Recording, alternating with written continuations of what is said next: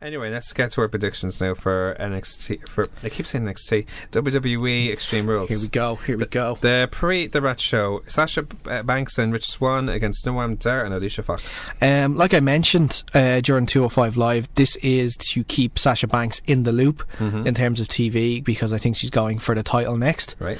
The best way to do that is getting a win, so I feel she's going to make Alicia Fox tap out to the Banks statement. I have that exactly as well. So, Neville versus Austin Aries, cruiserweight title match in the submissions. Yeah. Well, obviously, we know it's going to be a win by submission. No, really. Yeah, we've seen. This is the third match now on a pay-per-view. Yeah. Normally, feuds run for about three matches. Yeah. 3 times the charm. Third time, I feel third time is a charm for Austin Aries. I think now is the time to give him the title. Neville barely won the last time due to the referee disqualifying Both him. occasions, because he had to poke Aries' eye in the WrestleMania match. Exactly. You can't do that and get away with it this time. Yeah.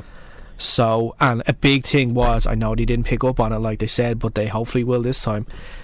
Aries made Neville tap out. Neville never made Aries tap out.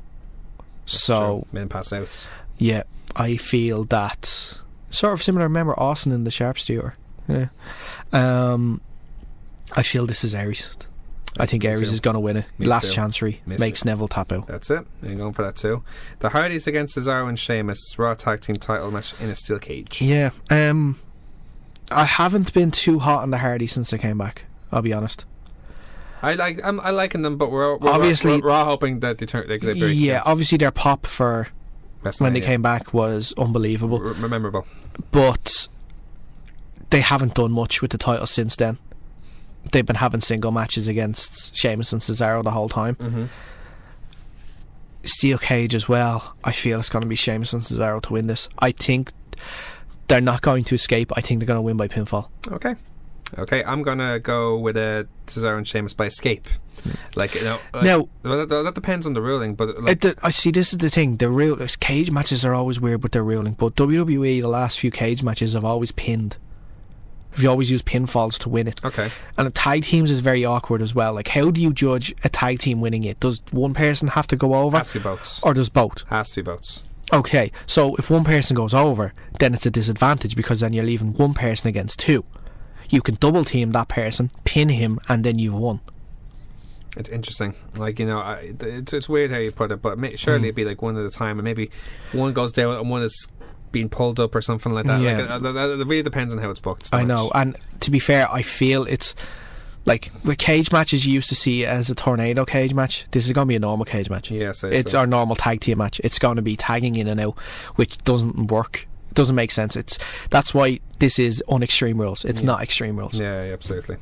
Alexa Bliss versus Bayley with Raw Women's title match. Kendo stick in the pole match.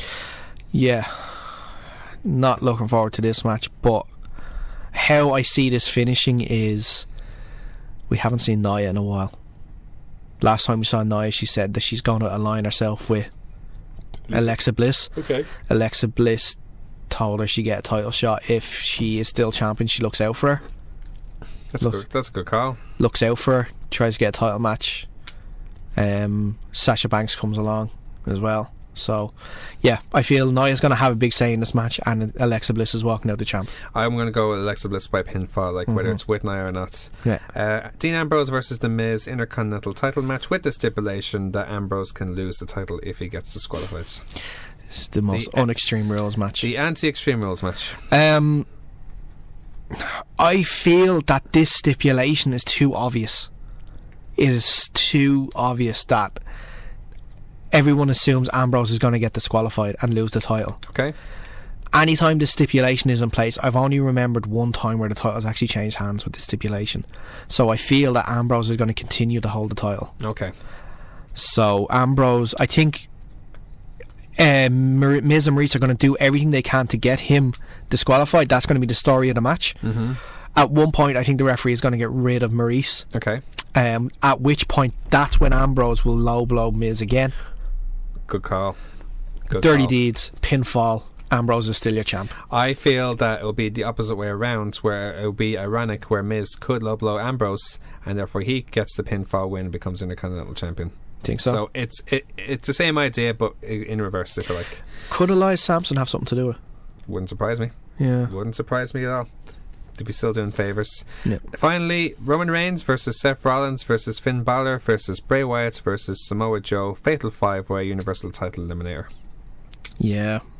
This was the hard one. This is probably the hardest pick I've had in a while. Yeah, I agree. I had to look at it in a few different ways. Okay.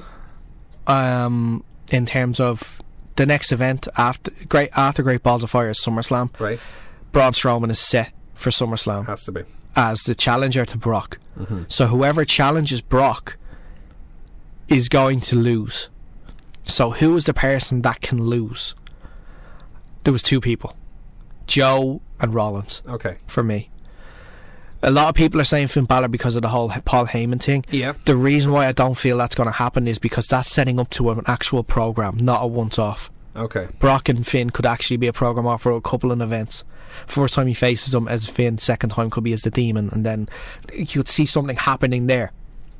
Actually, what I'd wonder is, I don't know whether Finn's coming out as a Demon. I was going to say that, yeah, I wonder if he does. I don't think, there was no mention of it, so I don't think he will. Who knows? Wouldn't mind it if it was a surprise. Yeah, it would be a nice surprise. I think maybe they're holding that for big matches, which is probably a good idea. Probably. It is a good idea. But yeah, so I've decided to go with Rollins. Okay. I feel that Rollins is the best one to have there, because in my own personal opinion, I think Joe and Brock could have good matches, and I'd like to see it more than just once. Seth has already faced Brock. He can face him again. He can lose to him again. I think Seth can get away with losing to Brock. It won't be that bad for him. Mm-hmm. I think if Joe did it, it just wouldn't be great for him. I see what you mean. So that's why I went with Seth as going to win. I find yours intriguing. However, I see this whole potential thing with Paul Heyman as a possible leads to this match, whether it's as a Demon or not. And I think the idea of Brock facing Balor is the most intriguing. But then again, there would be booking. Nevertheless, I'm going with Balor to pin Joe for this match. Who have you got? Who have you got? Bray's eating the pin. Bray's eating the pin. Okay, cool. Interesting view of that.